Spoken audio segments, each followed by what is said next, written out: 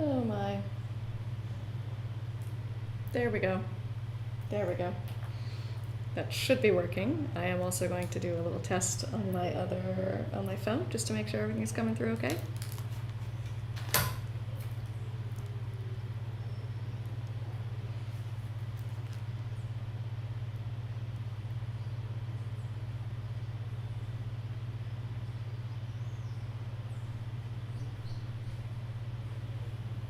Oh, my hair. Well, we just went to the beach, so.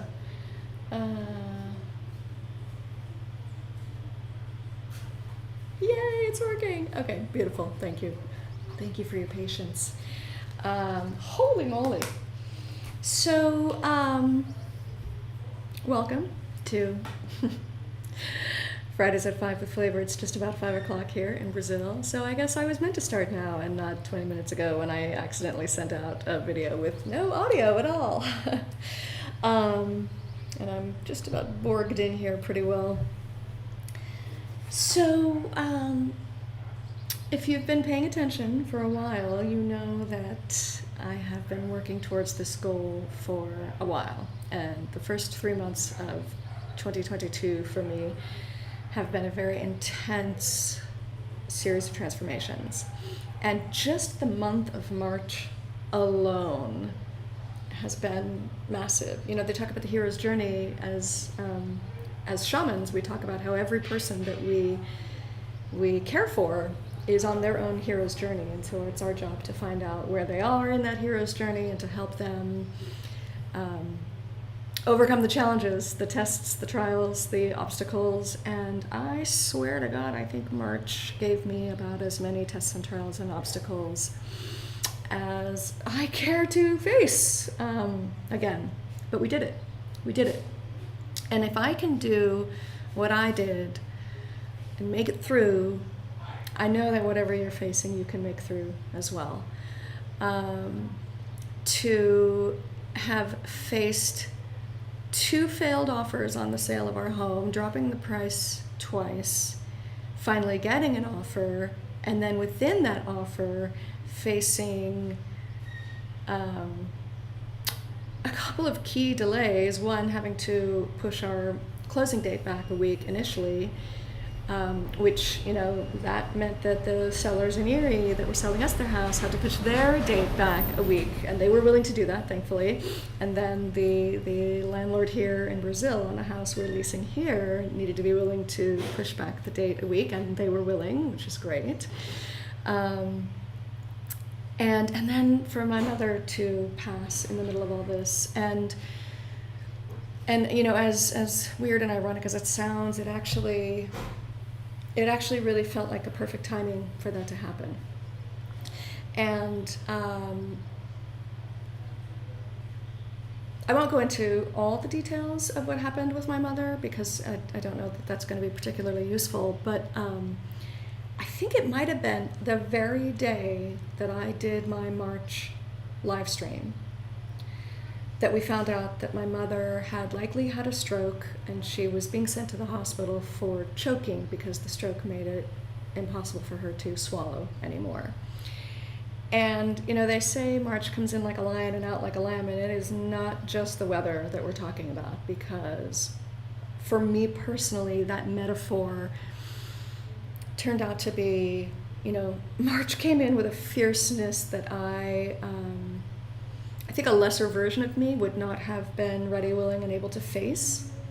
But if you've been paying attention and you've been watching this journey, you know that back in November, I did a huaca ceremony where I specifically asked Spirit to help me with massive change and massive transformation. And when you do that, you have to be willing to accept whatever the universe presents to you as part of that desire for change. And in addition to that, in January, I had a destiny retrieval done with one of my fellow shamans, Ada, who's coming on Sunday. Shaman Ada will be here with me to help bless the space and set it up for really beautiful energy so that whoever comes to visit me can be visiting in the most positive, warm, supportive, loving, healing environment that we can possibly present. So I knew that this was going to happen. A lesser version of me would have doubted. A lesser version of me would have fallen into despair. And there were moments when doubt and despair were over here thinking they wanted to hang out for a while. And I just kept telling myself, keep going, you're going to make it through. Keep going, you're going to make it through. Keep going, you're going to make it through. And we did. We did. But even towards the end, so we found out that my mother was pretty much, her days were numbered. And I'm so grateful that the family really came together, and with very little disagreement and very little discussion, and we came through and were rather unified in wanting our mother to not go back into the nursing home, but to go into comfort care, into hospice care at my father's house. She's a fighter. She still is. Her soul is still out there somewhere, on her merry way, going into the afterlife healing realms.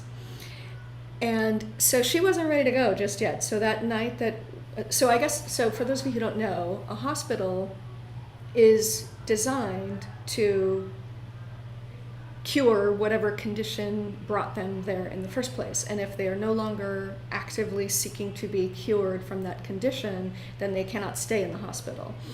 And so that night that we decided that she was going into comfort care, they took her off all medications except morphine. So they took her off all the antibiotics that she was on.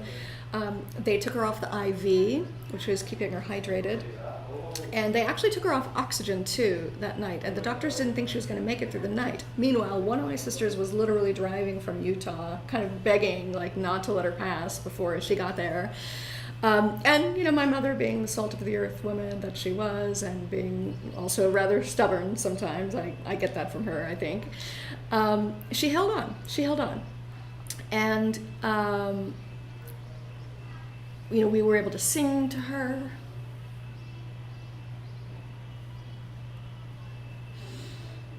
We were able to be with her in the middle of this whole move. So I don't know how I did it. I don't know how I went back and forth, but we did it. I didn't mean for that to get emotional, but it does. But I'm very grateful that we were able to be there with her. And then, sure enough, she passed. The first obstacle, well, not the first, but at this point there had to be more obstacles, because you can't just go through. The hero's journey is not a walk in the park. The hero's journey is, it's a struggle. It has to be a struggle, because it is the struggle that strengthens us.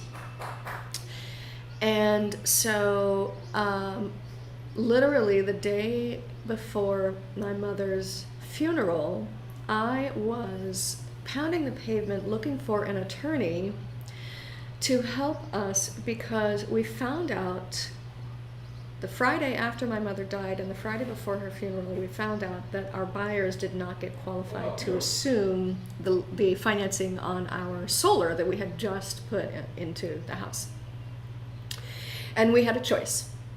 Our realtor presented us with a choice. He said, your options now are let the whole deal fall through and try to find another buyer, which at that point we were getting ready to move in 1 week. And if we didn't sell the house in Arizona, the sale would fall through on the house in Erie, and Lord knows if they would still accept another delay of 30 days on this house here in Brazil. Or we could just eat that money, take a loss of $26,000, and just at least make the sale go through. And boy, I was really not that excited about eating that $26,000, because really and truly that's the money that I was counting on to purchase a piece of property here in Brazil. And then I asked myself, do we have to buy a piece of property right now to make this whole transition, this whole transformation, this whole vision happen? And I realized, no, we don't. And so I accepted, okay, universe, I get it. I don't have to buy a piece of property right now, and maybe not even ever. It's not necessarily required for what I want to do with my life. So then once we came to that acceptance, Mike and I said, okay, worst case scenario, we're going to eat $26,000. Then we started brainstorming. And I asked, I don't know how we thought of this, but we were just really literally trying to think of all possible solutions. I was like, well, what if we finance? If they didn't get approved through our lender, what if we are the lender? What if we pay it off and then they pay us? And our real estate agent said, I don't know. Let's see if that's possible. He gave us the name of an attorney we could talk to. That attorney couldn't do it. We found another attorney who could. And the buyers were willing to do that. And so the day before my mother's funeral, we had an attorney setting up and he had literally done it one time before. And so he was able to go back and look at what his billable hours were, and he was able to charge us a flat fee of, I don't know what it was, $450 or something, in order to set up the promissory note and the deed of trust so that we have a lien on the house, a secondary lien. So their mortgage is the first lien and then ours is the second. And I said, okay, so now I have this extra stream of income that's going to be trickling in every month. It's going to go right into a savings account, which I've designated as escrow for whatever someday possibility is for purchasing a piece of property here for the ultimate dream of an arts-centered shamanic healing retreat here in my favorite place on planet Earth, Itacaré, Bahia, Brazil. Just saying those words out loud makes me feel so grateful. So that happened, and we were able to get that happening. And so literally I was at my mother's funeral. I said, Mike, I'm handing this over to your capable hands. Continue the conversation with the attorney and the realtor and the buyers. Make sure all of our T's get crossed and our I's get dotted. And he was like on board. He was ready. By that time he had already, I think he had already either left his position or he was already kind of on his way out. By the way, I hope you don't mind the background noises. To me, I'm becoming really sort of appreciative of just people on the street, children running around, because it's really signs of life. It's signs of life in this beautiful place where I am. So I was able to, the sisters, we were able to sing at my mother's funeral without crying. We cried during the dress rehearsal, but we did not cry during the funeral, and I thank my shaman friends who gave us support for that. So then, driving back from the funeral with my niece and nephew, I don't remember if it was that day or the next day, I think it might have been that day, I got a call from U-Haul saying that the truck we had reserved, the 20-foot truck we had reserved, was no longer available. And I was like, what the hell is this even about? Like, what's the point of reserving a truck if it's not going to be available? And they didn't have a 26-foot truck either. So they were trying to offer us 2 15-foot trucks, which that was not going to work. We were not going to both drive cross-country, and we were not going to pay 2 times the gas to get us cross-country. Or they were going to offer us a truck and a trailer. And I was like, well, we can't do that because we're going to be towing Mike's truck behind the U-Haul truck. So we were literally leaving in like 3 days after my mother's funeral. We were leaving Arizona, trusting that everything was going to go through smoothly on the sale of the house and the closing of the house. So I said, just give me the 15-foot truck and we'll try to figure out what we can do. So we tried everything we could to get all of our belongings, the rest of our belongings, into the truck. We had already sent half of our belongings in the pods unit. And we were giving shit away. We gave away thousands of dollars worth of stuff just trying to get everything we owned onto that truck. And it's funny because in our shaman training, Alberto Violdo talks about what he calls the momentum tunnel. And when you're trying to manipulate someone's destiny, when you're trying to retrieve their highest destiny, if they've got a bunch of baggage, it makes it very, very difficult to shift directions. And he's generally talking about emotional baggage, and yet here was this glaring, literal metaphor of us having all of this baggage that we needed to deal with in order to make this massive transition of selling our house in Arizona, buying a house cash in Erie, and leasing this place in Brazil, and getting ourselves to a place where our lives are paid for, we don't have a mortgage payment, and we can do our creative healing practices that what we're meant to be doing. So, I lost my train of thought. Okay, so U-Haul. So we realized the night before we were scheduled to leave Arizona that we still had more stuff, and we had that truck packed. Like, we are the Tetris champions now in the real world, because our pods unit was Tetris the heck out, and our truck was packed, jam-packed. And we were exhausted from loading, and I said, okay, I don't know what's gonna happen, but tomorrow morning I'm gonna go into the U-Haul location, and I'm just gonna put my Barracuda face on, and I'm gonna say, you guys screwed this up for us. What are you gonna do to resolve it? Well, that didn't work very well. And I went to the corporate office instead of the locally owned franchise where we picked up the truck, which I thought was going to improve our chances at getting support, because I just assumed that the corporate office was going to actually have an easier facility with, doing things that we needed. No, not so much. They were completely unhelpful. I was so angry, and I got home and we just didn't know what to do. We were beside ourselves. We hadn't packed either one of our bicycles. We hadn't packed Mike's lawnmower, and we still hadn't even packed like the clothing that we needed for the next. I'm starting to really enjoy the sound of children playing. Sorry about that. So we still had stuff we needed to pack. So I said, you know what? I think I want to call a person that can talk to me as a person and can help me brainstorm as a fellow human being. So I called the original franchise. It's a locally owned company that just happens to have a franchise with U-Haul, and I called them, and I think I talked to the owner, and they were really great. This was on Main Street in Mesa near Lindsay. I forget the name of it, but it's like whatever the U-Haul franchise is there, so super helpful. And I just said, here's our situation. Can you help us think of how we can resolve this?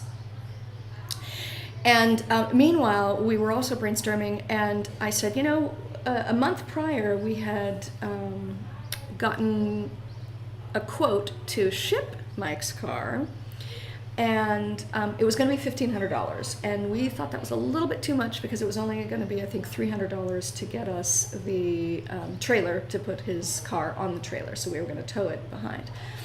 And $1,500 was just a little too salty, as they say in Brazil.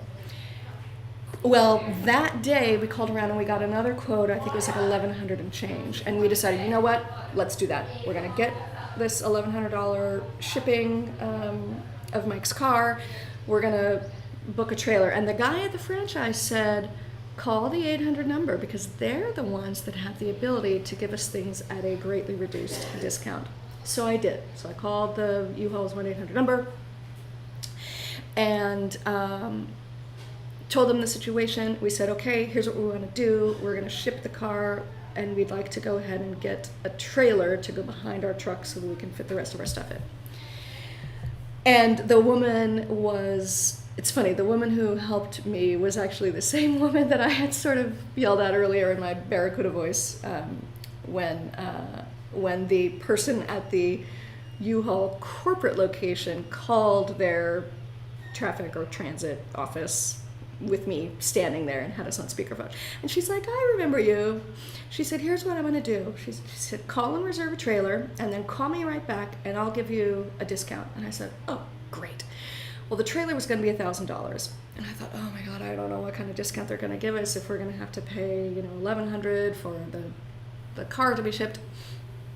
And I called her back, and she said, okay, so it'll be $5. And I was like, oh, $500? I guess that's not a bad price. She said, no, it's going to be $5. And I almost cried, tears of joy. I was like, thank you so much. We got the trailer for $5 to get the rest of our stuff into that trailer so that we could have a truck and a trailer on the way from Arizona to Erie, and then his car was going to be shipped. Great. We didn't end up, our intention originally was to leave at like 8 or 9 in the morning, get to Albuquerque on a very relaxed day. We didn't end up leaving until 3:00 p.m. And so we didn't make it all the way to Albuquerque the first night. We ended up in Gallup, where it was 19 degrees overnight, and none of our winter clothes were available. I had one sweater and one jacket on hand, thankfully, and a hat and a scarf, thankfully, because it was frigid. But nevertheless, we kept on. We knew where we were going. We knew what we were meant to do. We kept going, and we have to give huge props to Aslan. Had a rough first day. Our cat Aslan, he was sort of panting all day long, and but he's actually really smart. So he found a way to have his accidents in places that were very easy to clean up. So yay Aslan for being a road savvy cat. And by the second day, he was totally chill. He would just sleep in his little spot, and then do his business. He would generally do his business first thing in the morning as soon as the car started moving, not beforehand, which would have been even smarter, so we still had some mishaps. Great. So there we are. We're on the road. We finished in Gallup. We had a long day to get all the way to, I think, Oklahoma City was our next night. Had a couple of mishaps, but again, nothing major. Nobody got hurt. There were a couple of scary wrong turns and not doing and you can't back up in a truck and a trailer very easily, so when you make mistakes it's very difficult to fix them. Made it through Oklahoma City. The next day was also a really long day. Made it to Fairview, just outside of Nashville, and then the next 2 days were going to be nice and easy, like 6-hour 4-hour days.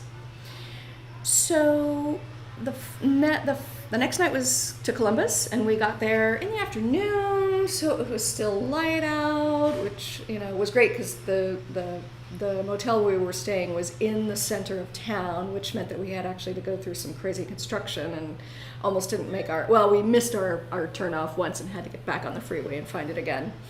But we got there. Nice big parking lot, so we could just pull through into 2 spaces with the truck and the trailer behind us. So then we're like, wow, the next day we were going to be in Erie. We're almost there. And of course, it couldn't be that easy. No, it couldn't. So on the way, this is the 22nd, it's a Monday, and that's the day we were scheduled to close in Arizona, which meant that at the end of that day, the money should be in our account, and the money should have also been sent to title company in Erie. And then about 1 in the afternoon, I was like, I'm going to just, check in and see, is the money in our account? What's happening? No, the money wasn't there. So I just sent a text to our realtor, and I was like, hey, we're supposed to close today. What's going on? So then we get the next set of bad news. That we couldn't close that day. They had to wait another day to close, which meant that our closing in Erie had to be delayed another day, which meant we were holed up in a motel room in Erie just waiting for this closing to happen. And we were so exhausted. We had all of our belongings, half of our belongings with us, and we just wanted to be done with the whole fiasco. But no. So we had to wait another day. And we literally we looked at each other like, is this completely falling through? Are we going to be like homeless and penniless in a truck in Erie with no place to live? Like that actually literally crossed our minds. We didn't really want to say it out loud, but we kind of both sort of like, we're not gonna, is this what's happening? But I just said, you know what? And this has been the trick the whole way. Every single time we faced a major, major challenge, I said, I'm just going to stop and look around and see what's going right and what can we be grateful for. That's the real trick. And even I followed this woman, Chloe Cousins, in the UK, and she said whenever her kids are having a rough time, she said, find the light. Find the light, focus on the light. And that's what the gratitude is for me. Find what we can be grateful for, focus on that, allow that to really just kind of soften the intensity of whatever's happening, because it's that gratitude for whatever you do have that's going to help make all of the rest of the things move a little more fluidly and a little more smoothly. So we decided to go ahead and schedule the final walkthrough, even though they weren't going to let us move any of our stuff in until closing. So we were like, okay, so the sellers were willing to wait another day. Meanwhile, the people in Brazil are like, where's our money? And I told them the situation. They were like, okay, well, that's the best we can do. Just get it as soon as you can. So we do the final walkthrough. And the place reeked of animal urine, probably cat piss. The owners had left trash in the basement. They had left a bunch of trash in the garage, outside the garage. The entire yard was full of dog shit. And I was kind of disgusted, and Mike was super overwhelmed, and I was like, oh my God. And I could see in his eyes, I think he was feeling like, oh shit, did we do the right thing even? Was this the right thing? And so we had been hoping to have a very celebratory feeling that night, and it was still a little bit like, oh my God, what have we gotten ourselves into? Luckily though, and again, you just have to find the light, find what to be grateful for. The seller's agent also, and our agent, they were like, yeah, this place stinks. And it didn't stink as bad when she did the video walkthrough for us, and so I don't know what happened in the meantime. And she was like, this like dog shit everywhere is not gonna work. So the seller's agent just ponied up and paid for someone to come take out all the trash and clear out all the dog poop. So that happened. And then when we got there, and the close happened the next day, finally, after, all of this, it happened the next day. Meanwhile, I only had 5 more days that we could unload and get settled before I was getting on a plane to come here to Brazil. So we get in there and we realize the dining room, which had carpet, I don't know why anyone puts carpet in the dining room, that's insane, was the worst culprit for the smell. And so we unloaded everything into the garage. I took the we unloaded the trailer. I took the trailer back so that we could unload the truck with the ramp, because you can't use the ramp when the trailer's on. So in the amount of time that I drove from the house to the U-Haul place, turned in the trailer, and came back, Mike and a couple of his friends, God love them, they ripped out the entire carpeting, and it automatically alleviated 90% of the smell. And another friend lent us a carpet shampoo, and so we shampooed all the other carpets in the rest of the house. And then I went down into the basement and mopped everywhere where the cat had peed everywhere, and cleaned up random pieces of cat poop that were all over the basement. And after that, it was finally habitable so that we could sleep without being nauseated by the smell. And it happened, and it finally happened. And there were a couple of other mishaps with getting the money down here to Brazil, which I won't bore you with the details, but now I'm here. I'm in this beautiful space. I'm so grateful to be here. Mike is feeling really glad that he gets to set up his own house the way he wants in Erie. I hope he comes earlier than January, but if not, he's going to come in January, and I'll be back in the States for October, November, and December, because we both really love the fall in Erie. We love Halloween. We want to be there for Halloween, Thanksgiving, and, solstice, Christmas. So that's going to be every year. We're going to do the cold. Meanwhile, it's apparently still snowing in Erie today on April 1st. So they've got a really late winter going on there. And for me, when I saw the snow come, I was like, oh, it's beautiful, it's lovely. I haven't experienced snow since I lived in Boston. And all the locals are like, are you insane? But we did it. We got here. It's all happening. And now I feel like we have liberated ourselves from the workaholic lifestyle, the daily grind, because our life is paid for. And, it's going to be very easy to put this place up on Airbnb. And I get to be a host to people looking to come to this place, to learn how to experience it the way I have fallen in love over and over and over again with this place. So, at some point, I'll post here what the link is if you want to book this on Airbnb to come see me here in Itacaré, in beautiful Bahia, magical Bahia in Brazil. Whew. And now, someone I ran into on the street today said that there's an event going on at the Cultural Center in Porto de Trás. My accent in Portuguese is a little shaky because I haven't been here recently. And I've been meeting, every day I get to re-encounter old friends from here that I haven't seen in a while, and it's just beautiful. So on that note, have a lovely weekend. Happy new moon. Tonight is the new moon.